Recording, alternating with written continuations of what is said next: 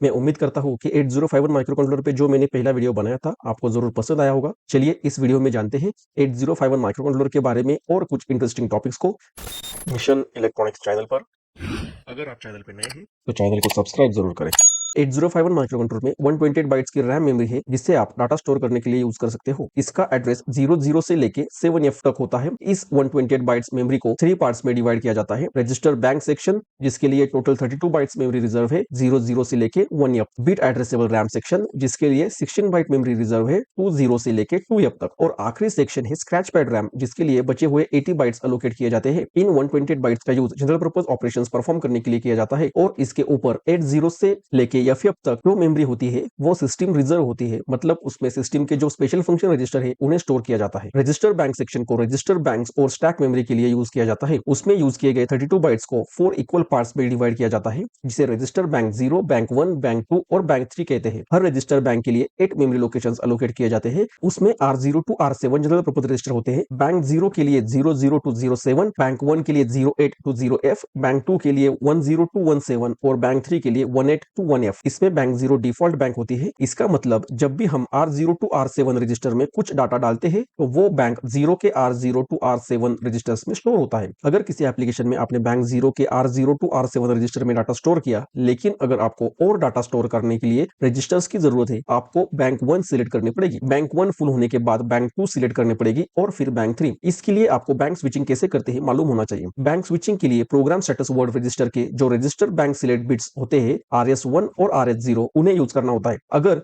RS1 और RS0 bits 00 है तो बैंक 0 सिलेक्ट होगी और 01 है तो बैंक 1, 10 है तो बैंक 2 और बैंक 3 के लिए 11। इसके बाद आता है बिट एड्रेसेबल रैम सेक्शन। वैसे तो 8051 का general purpose RAM section byte addressable है, मतलब उसको आप सिर्फ बाइट वाइज असेस कर सकते हो, लेकिन उसमें जो 16 बाइट बिट एड्रेसेबल सेक्शन है उसमें आप बिट वाइज इंफॉर्मेशन रीड और राइट कर सकते हैं, जिसमें टोटल 128 बिट्स होते हैं 00 to 7F। Scratch pad section जो होता है वो जनरल पर्पस सेक्शन है, मतलब इसके नाम से आप समझ जाओगे कि जैसे किसी पैड पे आप कुछ भी लिख सकते हो और फिर उसको स्क्रैच करके फिर से कुछ अलग इंफॉर्मेशन लिख सकते हो, वैसे ही इस स्क्रैच पैड सेक्शन को आप कोई भी इंफॉर्मेशन स्टोर करने के लिए यूज कर सकते हो। आखिर में जैसे हमने शुरू में देखा कि इस रैम सेक्शन के ऊपर स्पेशल फंक्शन रजिस्टर को स्टोर किया जाता है, जिसमें हर एक स्पेशल फंक्शन रजिस्टर के लिए एक लोकेशन रिजर्व होती है। जैसे पोर्ट 0 के लिए 80, पोर्ट 1 के लिए 90 और एक्यूमुलेटर के लिए E0। रैम मेमोरी के बाद चलिए अब रोम मेमोरी ऑर्गेनाइजेशन को देखते हैं। रोम मेमोरी को प्रोग्राम या कोड मेमोरी भी कहा जाता है क्योंकि हम उसमें एप्लीकेशन प्रोग्राम या कोड स्टोर करते हैं। 8051 फैमिली में आप मैक्सिमम 64 KB रोम मेमोरी इंटरनली और एक्सटर्नली कनेक्ट कर सकते हो। यह लिमिट डिपेंड होता है प्रोग्राम काउंटर और एड्रेस बस की साइज पर। 8051 का प्रोग्राम काउंटर होता है 16 बिट का और हम जानते हैं कि प्रोग्राम काउंटर में हमें जो नेक्स्ट इंस्ट्रक्शन एग्जीक्यूट करनी है उसका रोम मेमोरी एड्रेस स्टोर करते हैं। जब हमें इंस्ट्रक्शन को रीड करना है तो हम प्रोग्राम काउंटर में जो एड्रेस स्टोर है उसको एड्रेस बस पे भेजते हैं और इंस्ट्रक्शन को रीड करते हैं। इसलिए प्रोग्राम काउंटर, एड्रेस बस और रोम मेमोरी का एड्रेस सभी की साइज सेम होती है। 8051 फैमिली में रोम मेमोरी का एड्रेस 16 बिट है, इसलिए उसके एड्रेस रेंज 0000 से लेके